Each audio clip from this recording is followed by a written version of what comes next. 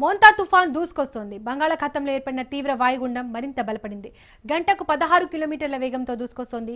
రానున్న 24 గంటల్లో తీవ్ర తుఫాన్గా బలపడే అవకాశం ఉందని భారత వాతావరణ శాఖ తెలిపింది. ఈ తుఫాను అక్టోబర్ 28న మచిలీపట్నం, కళింగపట్నం మధ్యలోని కాకినాడకు సమీపంలో తీరం దాటే అవకాశం ఉందని ఐఎండీ తెలిపింది.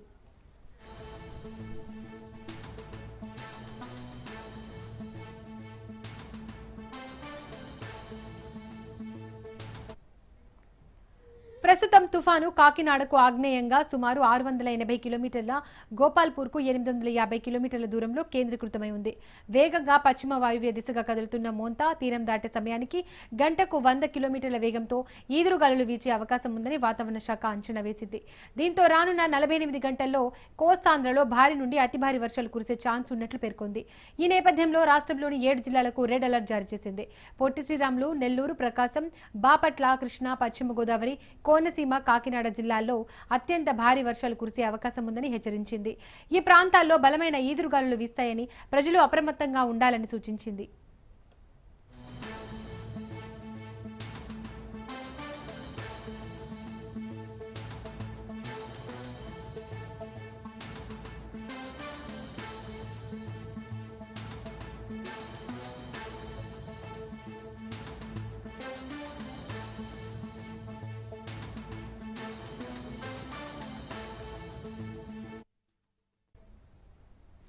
రాష్ట్రంలోని మరో 16 జిల్లాలకు ఆరెంజ్ అలర్ట్ జారీ చేశారు.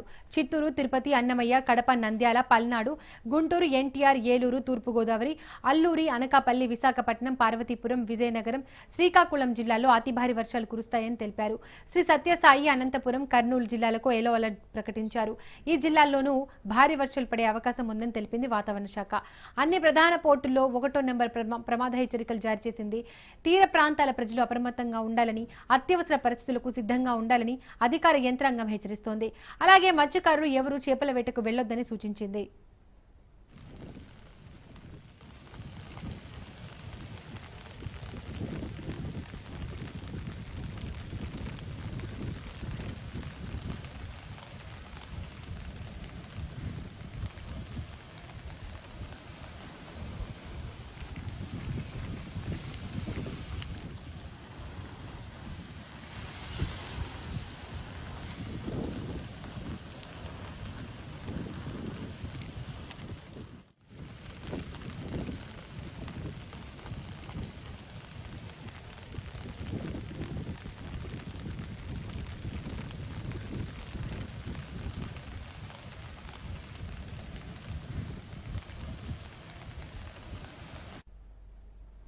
మోంతా తుఫాన్ దూసుకొస్తోంది. బంగాళాఖాతంలో ఏర్పడిన తీవ్ర వాయుగుండం మరింత బలపడింది.